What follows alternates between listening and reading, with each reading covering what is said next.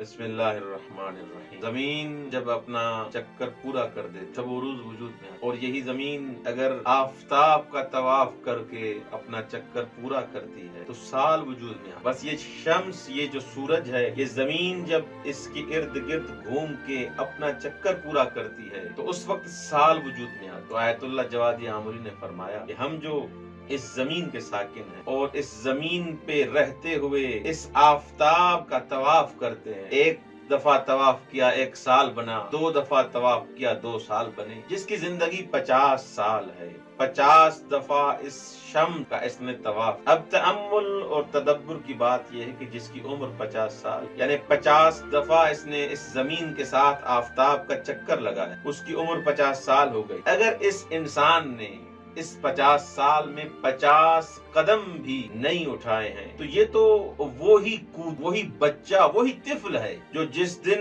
اس دنیا میں آیا تھا اور کوئی اس کی ترقی نہیں تھی، کوئی اس نے قدم نہیں اٹھایا تھا، بالکل نو مولود بچے کی طرح۔ تو یہ جس کی عمر 50 سال ہو گئی ہے، اس نے قرآن کا قدم اٹھایا، نہ اہل بیت کی سیرت کے حساب سے آگے بڑھا، نہ عزاداری میں اس حقیقی عزاداری کو اس نے پایا، نہ نماز کے اس معراج کو پہنچا۔ 50 قدم بھی اس نے اس 50 سالہ زندگی میں نہیں اٹھائے۔ قرآنی معارف سے کوئی فائدہ اور اس سے بہرہ مند نہیں ہوا۔ تو یہاں پر اس حرکت کے حساب سے آغا صاحب 3 گروہ بناتے ہیں کہ کچھ افراد ایسے ہیں جو اپنے اس 50 سالہ زندگی میں، حالانکہ اس کی کتنی بھی عمر ہے، وہ ہوس کا چکر کاٹ رہے ہوتے ہیں۔ ان کا ہم و غم فقط ہوا و ہوس، یہ ملے وہ ملے، نفسانی خواہشات کے پیچھے ہوتے، اور کچھ ایسے ہوتے ہیں جو اپنے نفس کے پیچھے، اور ایک گروہ ایسا ہے جو عقل اور قلب کے ارد گرد طواف، جو عقلانی بات ہوگی اسی کو قبول کرتے۔ اہل بیت علیہ الصلوۃ والسلام، رسول خدا صلی اللہ علیہ وآلہ وسلم کی عمر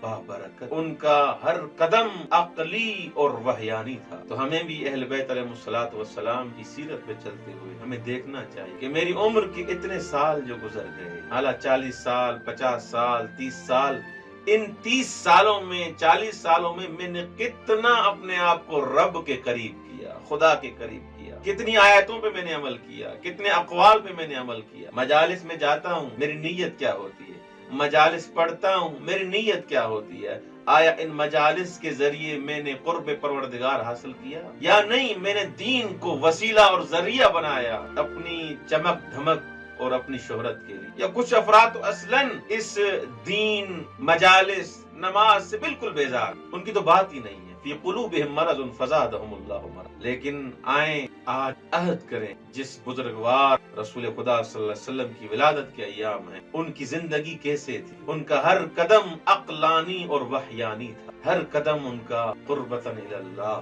اللہ کی خاطر۔